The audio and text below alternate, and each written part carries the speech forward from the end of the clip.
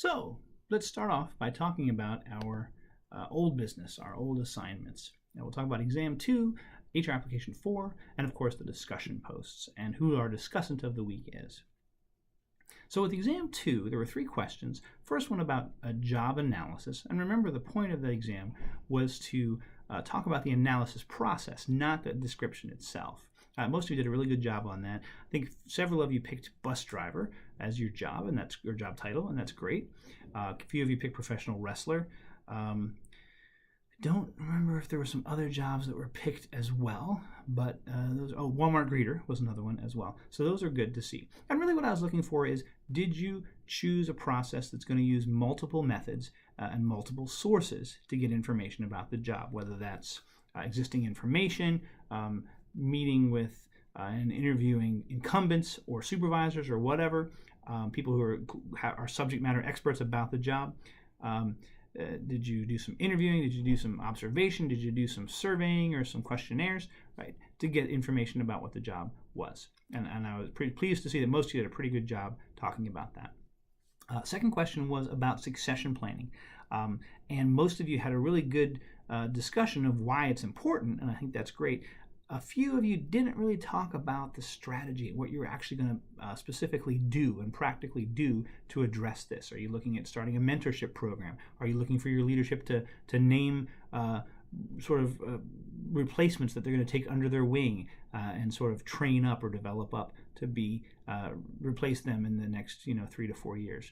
Are you going to have some kind of a management training program formally that's going to help people develop these new skills to become better leaders? And that's what I was really looking for as well, both the why it's important part and also how we're going to sort of do this in a broad sense.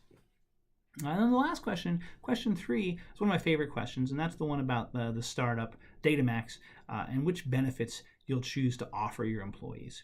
A couple of things about that. Very first one, and most of you did get this, so good for you. One of those benefits is actually a mandated benefit. It's required by the federal government, by federal mandate, and that is unemployment insurance. Every employer has to pay unemployment insurance. Would you budget it this way? Would it be part of this pool of money? Maybe not. Okay, fair enough. But I certainly wanted you to know that that was on there, and that's something that has to be offered to your employees. Other things that were on there that I think were good choices.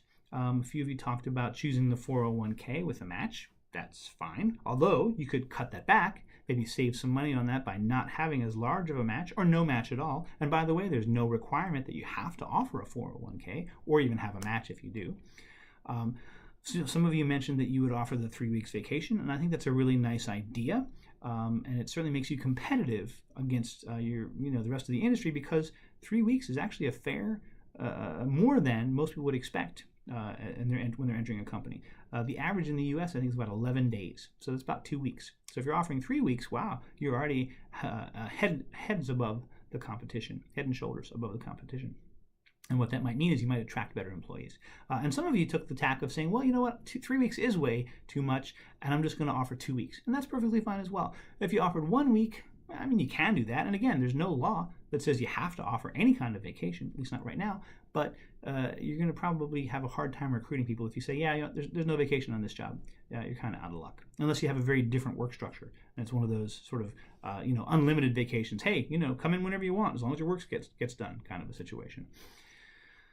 The other things that I think maybe weren't such a great fit included, one more that was a good fit is dental and vision. And probably the price tag on that, if you're familiar with HR and benefits, is probably a little bit high, but that's just on there for the sake of the question.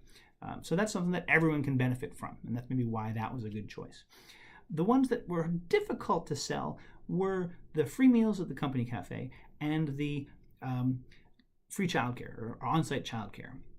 And the reason why is because not everyone could avail themselves of those 2 benefits, right? Not saying you have to have benefits that everyone's going to use all the time, but it makes a whole lot more sense, especially if you're on a tight budget, right? So if you offer free meals in the company cafe, what about people who are telecommuting? What about people who have dietary restrictions or work a third shift or something like that and aren't there when the cafe is open? Or people who just don't like the food, right? And other ways that you could address the issue of employees having something nourishing to eat without spending all the overhead of having a cafe on site. And I would say maybe you partner with local restaurants or something like that. And it's cheaper and certainly easier. And the same for the childcare situation. Not everyone's going to avail themselves of childcare. I have 3 kids. I think it's a great idea. St. Leo looked into whether it would make sense to have childcare subsidized by the university, either on campus or nearby campus. And it came out that, you know what, we polled employees, and it turned out that among the faculty and staff, less than like 3% would actually make use of it. Maybe because they don't have kids, maybe because their kids are grown, maybe because they already have a childcare situation that they like and they're happy with, and that's perfectly fine. So why spend the money on subsidizing that for just a handful of employees? Right? It doesn't necessarily make sense. And again, there's a cheaper way to go about that, and that might be going to a nearby childcare center and saying, hey, can you offer our employees a discount? And guess what? They'll come and they'll come to you, and you'll profit from that because you'll get more clientele, and we'll profit from that because we'll have their kids nearby, but we don't have to pay for the overhead of creating a childcare on site. So that's what I'm throwing out there. As far as HR application 4, talking about Joe Cardison, or Joe, I can't remember Joe's last name, but anyway, the Cardison National Bank president. There are several things that you were asked to address. One was the issue of salary versus hourly wage at the branch. One was the issue of pay secrecy at a different branch, how to distribute raises, and also did you like the idea of the skill-based pay, the pay secrecy plan, the suggestion system. And a few of you forgot to address all of those things. Some of you left off kind of at the end, you kind of dropped away and forgot to talk about suggestion system or skill-based pay or what have you. Most of you did a pretty good job of talking about those first couple things, what was happening at branch 1 with the salary versus the wage. And I think it's important to make sure that the tellers understand what they're asking for. It may be that they don't really understand that just because they convert to salary, that doesn't necessarily mean that they're going to have a better schedule or that they're going to be exempt or non-exempt from overtime. They probably would be non-exempt no matter what. And maybe just understanding why they're asking for that. Is it a matter of, is it a dignity issue? Is it something that they don't like the schedules that they get? Their schedules aren't fixed and that's troublesome for them? Is it they just don't like clocking in, right? The time clock's always broken. Who knows? So those of you who said, let's investigate this a little bit further before we decide, that was an interesting response. As far as the pay secrecy issue, I would argue that pay secrecy is typically dangerous, right? It's only in place because the employer's trying to hide something. And that's at least the employee's perception. So is there a way that you can have specific and clear criteria for giving raises and awarding merit pay and etc., so that everybody knows, hey, if you've been here based on seniority, if it's based on performance or whatever, and the reason that Angela's making more than Tina or whatever is because she's got a higher degree, she's been here longer, she's got better performance ratings, whatever. If you want to get that pay raise the same way that she did, step up your game, right? Get a better degree, stay here longer, get a better performance rating, whatever. So that it's very, very clear criteria and there's no question of favoritism or secrecy or anything untoward going on. As far as the skill-based pay system, some of you talked about skill-based pay isn't necessarily a good plan for tellers because they don't really have to do a lot of different things. And I could argue that might be true. You could also argue the opposite, that yeah, they do have lots of different skills that they do.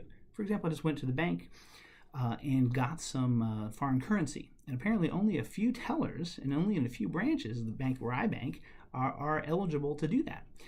And therefore it's a skill that maybe they deserve better pay because they have something that can serve the customer a different and better or broader way than their peers who haven't gotten certified in that skill. So it's something to think about. As far as the discussion posts go, I saw some really good questions, saw some really good answers, and it was tough to pick a winner because there were a couple of posts that got really good views, got some good responses, and I was pleased to see that. But ultimately, the winner of this week's Discussant of the Week is Brittany. So congratulations, Brittany. Now I hope that you'll all tune in and take a listen to the rest of these and watch the rest of these lectures as we talk about Chapter 7, Chapter 8, and the assignments that are coming up before we meet again. Thanks so much, everybody.